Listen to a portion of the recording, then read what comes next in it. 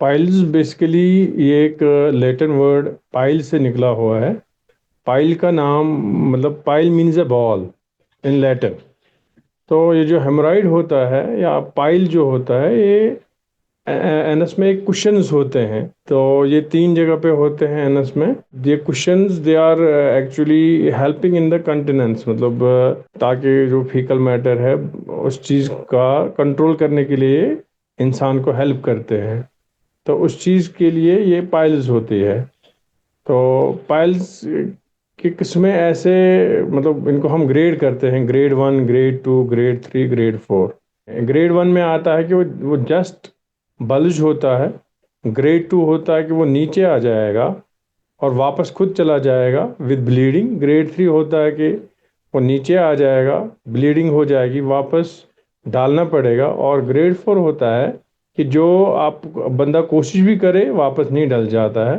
तो that is we call as grade 4। और इसमें इंटरनल पाइल और एक्सटर्नल पाइल का भी एक कंसेप्ट है। इंटरनल पाइल होती है हमारे जो शरीर के अंदर नीचे एक डेंटेट लाइन होती है। तो इसमें थोड़ा सा डेवलपमेंट का है, डेवलपमेंटल ये जो अगर ऊपर डेंटेट लाइन के ऊपर से भी पाइल होगा और नीचे से भी पाइल होगा। डेंटेट लाइन के जो ऊपर वाला पाइल है उसको हम इंटरनल पाइल बोलते हैं, और डेंटेट लाइन के नीचे जो पाइल है उसको हम एक्सटर्नल पाइल बोलते हैं। तो ये मतलब छोटी मोटी क्लासिफिकेशन इसकी, ज़्यादा इसमें क्लासिफिकेशन का कोई ये नहीं है। बट ये है पाइल, ये है पेशेंट हमें प्रेजेंट करेगा पेन, ये ब्लीडिंग पीआर प्रेजेंट करेगा, कॉन्स्टिपेशन प्रेजेंट करेगा। और कुछ पेशेंट ऐसे होते हैं जो आप बताएंगे कि हमें कुछ मास सा फील होता है वहाँ लेटरिन के रास्ते में। तो ये पाइल होता है। पाइल्स का जो मेन काज है पैथोफिजियोलॉजी वही है कि जो एनल कुशन है ये प्रोलैप्स करते हैं, दे कम डाउनवर्ड्स। अब ये किन चीज़ों से डाउनवर्ड्स हो जाते हैं? एक तो कॉन्स्टिपेशन की वजह से होता है। दूसरा, अगर लॉन्ग मतलब स्ट्रेनिंग करेगा इंसान बहुत टाइम के लिए, इंट्रा एब्डोमिनल प्रेशर रेज हो जाता है तो उसकी वजह से नीचे आ जाते हैं। तो ये मेन काजेज है इसके। बाकी पैथोलॉजिकल काजेज होते हैं, पोर्टल हाइपरटेंशन या other any other intra abdominal mass, या यूजुअली प्रेगनेंसी में देखा गया है कि जब बच्चा पेट में होता है तो उसकी वजह से इंट्रा एब्डोमिनल प्रेशर या वेनस रिटर्न कम, मतलब वेनस रिटर्न कम हो जाता है या इंट्रा एब्डोमिनल प्रेशर बढ़ जाता है। We can, it is one and the same thing sort of. तो उसकी वजह से ये पाइल्स हो जाते हैं।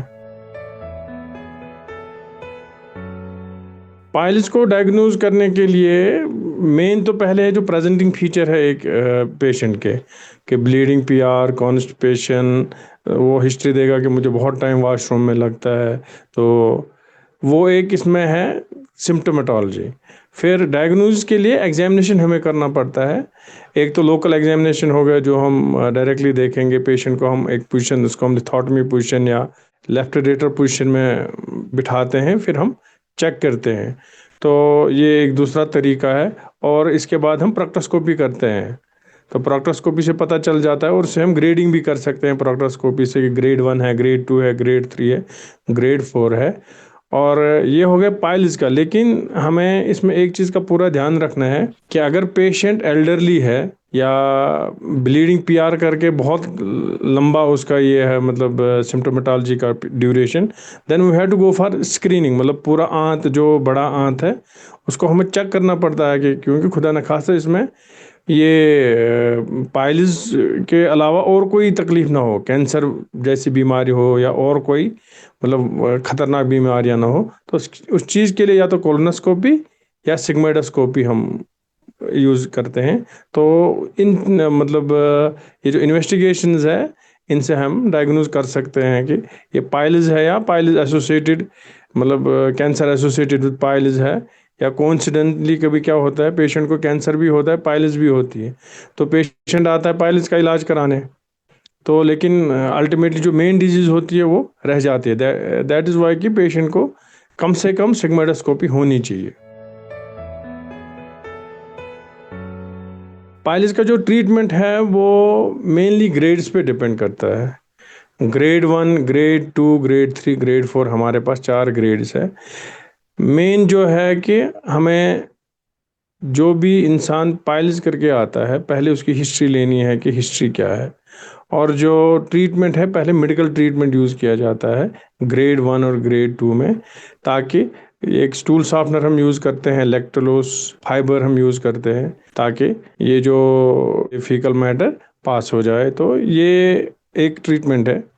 दूसरा ट्रीटमेंट है कि हम लोकलाइज्ड मेडिकेशन यूज़ करते हैं इनके लिए। और जो ग्रेड 1 और ग्रेड 2 है, इनके लिए एक स्क्लेरोथेरेपी, उसमें क्या करते हैं कि एक स्क्लेरोज एजेंट हम इंजेक्ट करते हैं पाइल्स के ऊपर, और हम इसमें बैंडिंग करते हैं, वो भी एक तरीका है। ये this is treatment for grade 1 and grade 2। तो that is sort of A conservative like thing. तो हम इसमें फोटो एब्लेशन या फोटो कोagulation कर सकते हैं। बट जो ग्रेड 3 एंड ग्रेड 4 है, उसके लिए हमें हेमरेडिक्टमी करनी पड़ती है, चाहे वो हम ओपन हेमरेडिक्टमी करें या क्लोज्ड हेमरेडिक्टमी करें।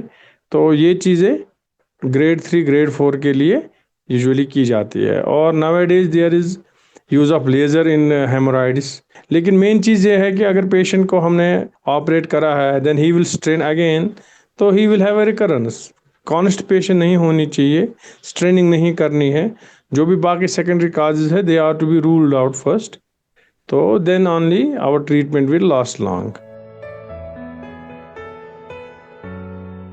रिस्क फैक्टर्स मेन यही है कि फाइबर लेस डाइट जो बंदा खाता है, या पानी बहुत कम पिया जाता है, ये बेसिकली लाइफस्टाइल डिजीज़ ही है।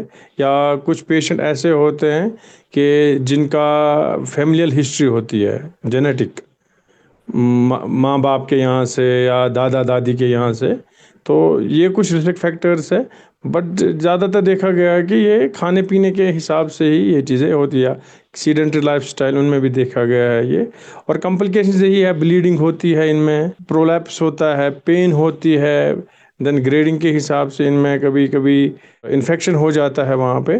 तो ये है कॉम्प्लिकेशंस पाइल्स के। और it is a very annoying disease, क्योंकि पेशेंट को ये ना बैठ पाता है ना चल पाता है। So that is a reason. Home remedies यही है कि आपको फाइबर ज़्यादा खाना है, पानी ज़्यादा पीना है, जो हाई प्रोटीन डाइट वगैरह ये कम खानी है। और अगर खानी भी है तो इसके साथ फाइबर इकट्ठे खाना है। और इट हैज़ बीन सीन, मतलब जो हाइपोथायराइड पेशेंट है, उनमें भी कॉन्स्टिपेशन देखा गया है। तो वो पहले हाइपोथायराइडिज्म को अच्छे से ट्रीट करें, अपना दवाई पूरा लें। तो यही है, बाकी इसमें कोई ज़्यादा ये नहीं है।